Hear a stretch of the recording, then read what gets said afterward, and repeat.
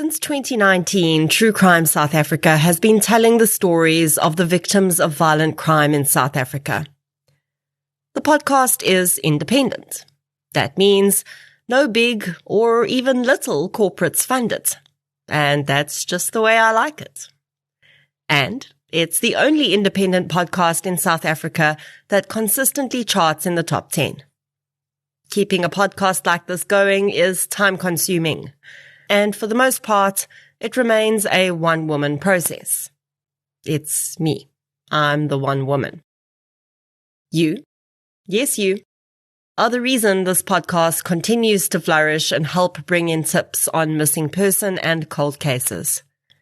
If you'd like to help keep the show running, please consider supporting our sponsors, signing up to Patreon or PayPal, follow the show on the socials, as the kids say, and share it with your fellow partners in crime. You can find our social links and learn more about our sponsors at True Crime South Africa/donate.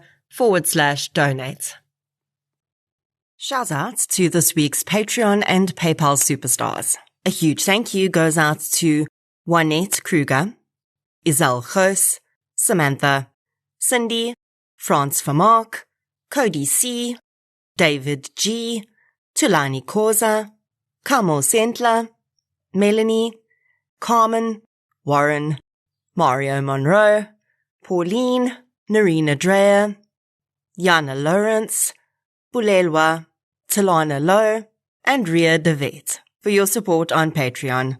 Thank you so much, everyone.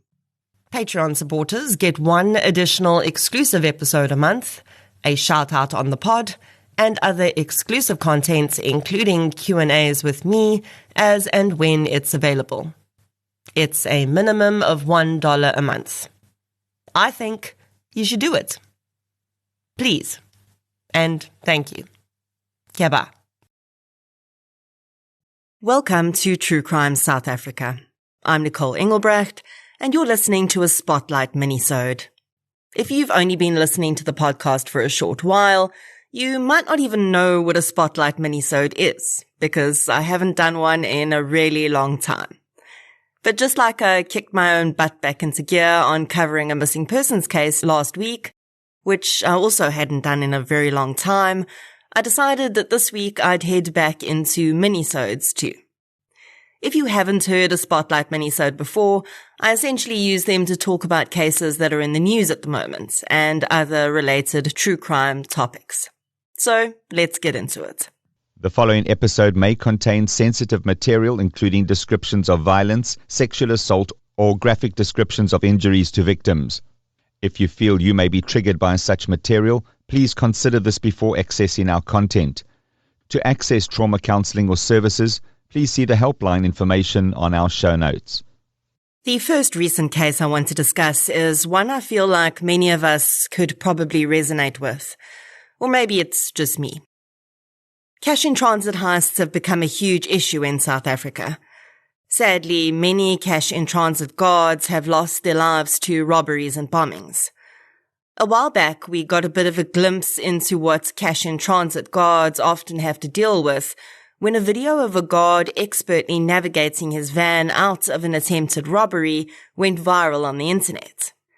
The driver, Leo Prinsloo, is a former member of the SAPS task force, and he became an internet sensation for his cool demeanor while he and his colleague were literally under fire on the road. Unfortunately, this isn't always the case for these guards, and it's very common for these vans to be bombed while driving and for the occupants to die in the process. Of course, one of the most vulnerable points for any cash-in-transit van team is going to be when they stop, either to collect or deliver cash. They're a common sight at ATMs in shopping centres across the country, and I will admit to walking a very wide berth around these guards as they stand in front of the ATMs with their very large weapons. Guards are trained to watch out for distractions during this time, as they may be indications of a pending robbery attempt. I once pulled into a shopping centre parking lot to use the ATM, and the cash-in-transit guys were filling up the machines, so I decided to wait in my car. I watched as an elderly man who was also waiting for the machines to be ready to use engaged the guard in conversation. With my window down, I could hear the man reminiscing about his army days when he too had been armed with a weapon similar to the one the guard was holding, and he was asking the guard questions about the gun. Surprisingly, the guard seemed quite open to the conversation at first, smiling and chatting with the elderly man. I watched the scene with growing concern, though, as the elderly man got more and more excited and stepped closer and closer to the guard, reaching out and pointing at his gun, almost touching it. The guard clearly became concerned and took a big step back at the height of the older man's excitement.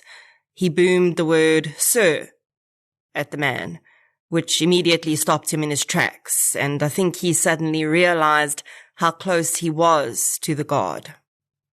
By that point, I was holding my breath and really just wanted to drive away and not witness what might happen if the elderly man actually reached out for the weapon in his blind enthusiasm. But also, I had no idea if I suddenly started my car, if that would only make the situation worse. As the guard put an end to the interaction, the older man smiled wanly, backed off and stood a good distance away until the guards were finished loading. I finally let out a breath I'd been holding pretty much the whole time. I've thought about this incident a few times since then, mostly about the excitement on the elderly man's face as he reminisced about his army years, and how, in a second, that excitement could have turned deadly. I thought about that guard, too. How he undoubtedly initially didn't think the old man to be any threat, and was happy to engage.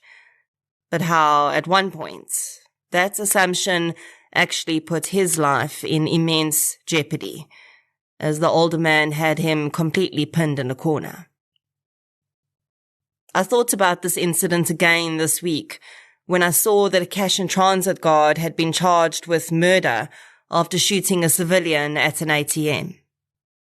On the 4th of October, a cash and transit team pulled up to the ATMs at Jabulani Mall in Soweto. There was a queue at the ATM, and one of the guards allegedly asked the people to make way so that he could access the ATM. Everyone seemingly complied except for one man, who insisted he was in a hurry and wanted to complete his transaction before the guards loaded cash into the ATM. The Gauteng police spokesperson said that a scuffle had ensued between the guard and the man, and, quote, "In the process, the trigger of the firearm was pulled and the bullets hit the patron," end quote. Sadly, the man passed away at the scene. The guard was arrested and charged with murder. He is yet to appear in court, so he's not been named. Of course, the fact that there have been 217 cash-in-transit heists between January and August this year has been raised, and some experts say that after the facts are assessed, it may be determined that the guard had acted with the appropriate use of force if he felt his life was in danger. Independent crime and policing expert Dr. Johan Berger told News 24 that, quote, "The use of deadly force in this situation is covered by our common law, the principle of private defense. If the security official was attacked or directly threatened with serious injury or possible death, he would have to show why he felt that way. He will also have to show that the threat was imminent, that he had no other choice, and that his use of force was proportional to the threat he faced," end quote. Another expert, Calvin Rafadi, strongly feels that there were many other avenues that could have been explored before the trigger was pulled. He quite rightly says that it's entirely possible that the person could have been deaf or living with some mental health issue which had led him to refuse to comply.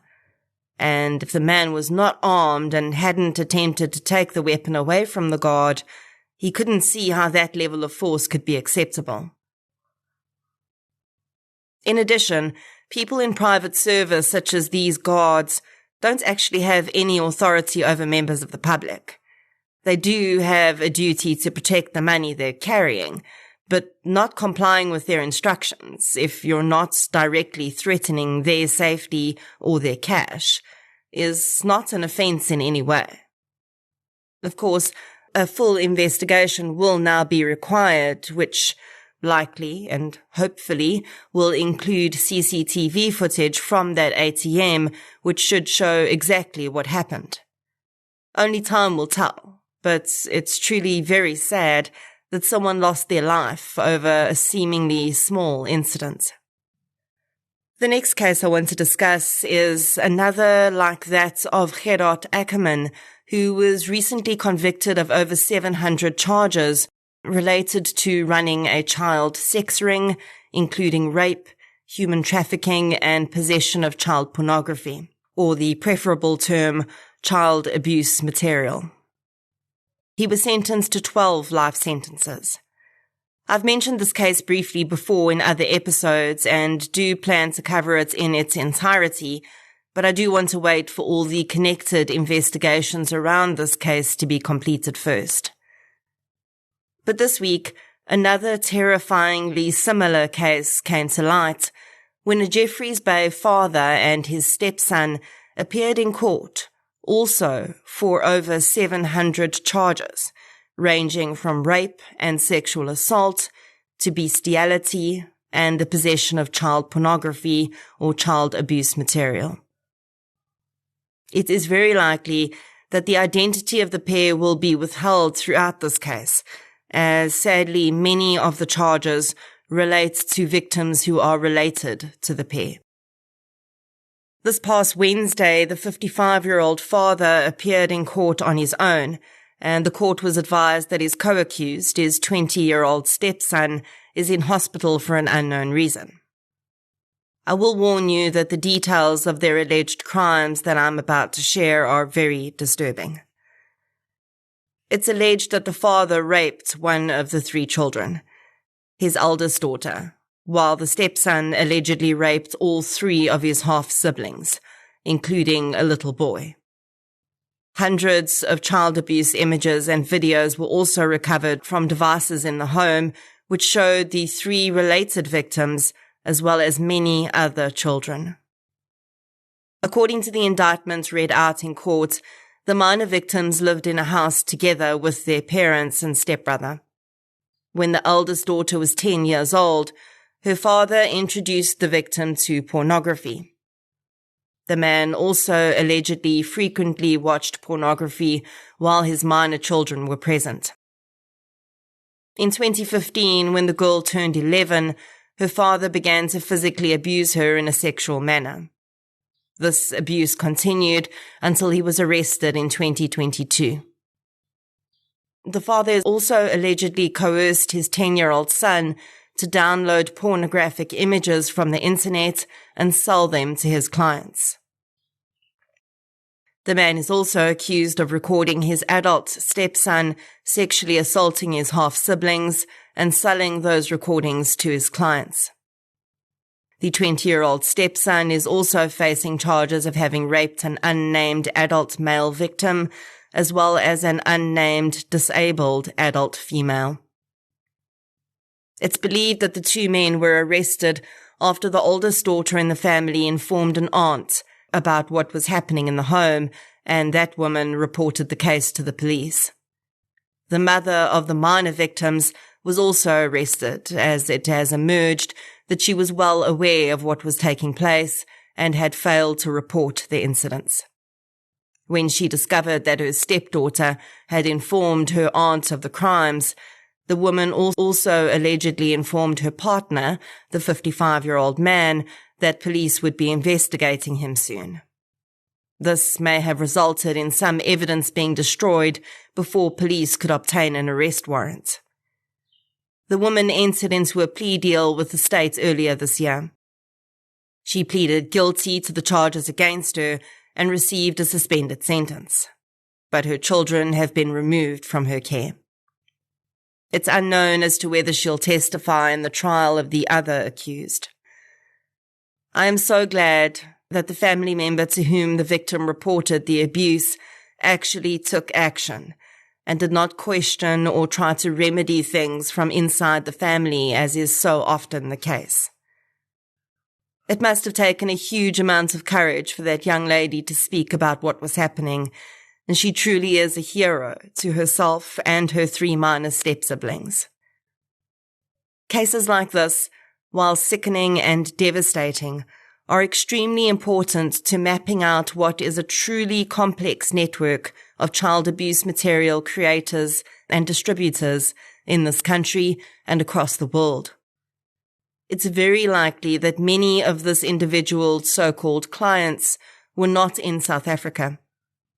Sadly, people from other countries will often target individuals in less resourced countries or countries where the exchange rate to the dollar is high, as they're able to purchase more material and make greater demands for the type of child abuse material they want to purchase when they have the upper hand financially. Every time I hear about a case like this, I think about the interview I did with Colonel Kirsten Clark about digital sex crimes. If you haven't listened to that yet, I highly recommend it. She talks a bit about some of her investigations related to digital sex crimes involving minors, how you can protect yourself and your children. Here's hoping that these 2 accused, should they be found guilty, will get as many, if not more, life sentences than Ackerman did. The last case I want to talk about today is really quite bizarre and very gruesome. On Tuesday this week, a passerby stumbled upon a shocking scene in Beacon Valley in Cape Town. The decapitated body of an as yet unidentified man was found on a sidewalk, and his head was found nearby in a gift bag. Sadly, before police could cordon off the scene, photographs and video were taken of the body by members of the public and circulated on social media, which could only have horrendous results if the family of the victim were to see them. There have been allegations that the dumping of the body was done strategically, as the place where the victim was found was not where they were killed, and that it is likely the victim was killed a few days before they were placed out in the open. Now, in many other countries, most people's minds would go to this being some sort of crazed serial murderer with a really bizarre modus operandi. But in countries, and particularly this province, where gangs and organized crime are extremely prevalent, it's far more likely that this was a gang-related murder. The way in which the victim was left is likely intended to dehumanize him even further and send a message to others. Of course, until the case is properly investigated, we won't know for sure whether this was gang-related, but it certainly seems like it. Another related headline that crossed our paths this week spoke to the issue of gang-related and organized crime-related activity in our country, and especially in the Western Cape, when it was announced that more than 100 people had been murdered in the space of just a week in the Western Cape alone. Many of these murders appeared to be related to gang or organized crime activity, including one just around the corner from my house, where a hitman on a motorcycle opened fire on a vehicle in Montague Gardens in peak hour traffic, killing the occupants and causing that victim to crash into oncoming traffic. The victim in that case is alleged to have been involved in construction contracts, and we do know that the so-called construction mafia have become an enormous problem in this province in the last few years. All of these events this week were just topped off by the announcement of the arrest of the alleged 28th gang leader Ralph Stanfield and his wife Nicole Johnson. The pair were arrested at their Constantia home earlier in the week, and Stanfield was released on bail, while Johnson thus far remains in custody. Allegations have been made in the past about Johnson's possible involvement in construction-related organized crime. Now, when I've discussed organized and gang-related crime in the past, I've often referenced this feeling that many have about these issues seemingly not being relevant to the ordinary citizen on the street. When these incidents happened this week, I saw that feeling come up again on social media, with people saying things like, "You live by the sword, you die by the sword," distancing themselves from what they believe is someone else's problem. But for the people who were in the cars surrounding the one that was shot at the other day, and the vehicles the victim crashed into, the world of alleged organized and gang-related crime suddenly became terrifyingly pertinent to their lives. You could be driving to work at 8 a.m. on an ordinary Tuesday morning and suddenly find yourself next to a car being driven by a person who has a hit out on their lives. Then it's very relevant to you. Less dramatically, so-called construction mafia syndicates are putting already stretched infrastructure at even further risk by essentially ensuring that any qualified non-criminal company is too scared to even tender for work, and projects are going to syndicates who likely aren't the best people for the job, just so the gangs and crime bosses can get their cut.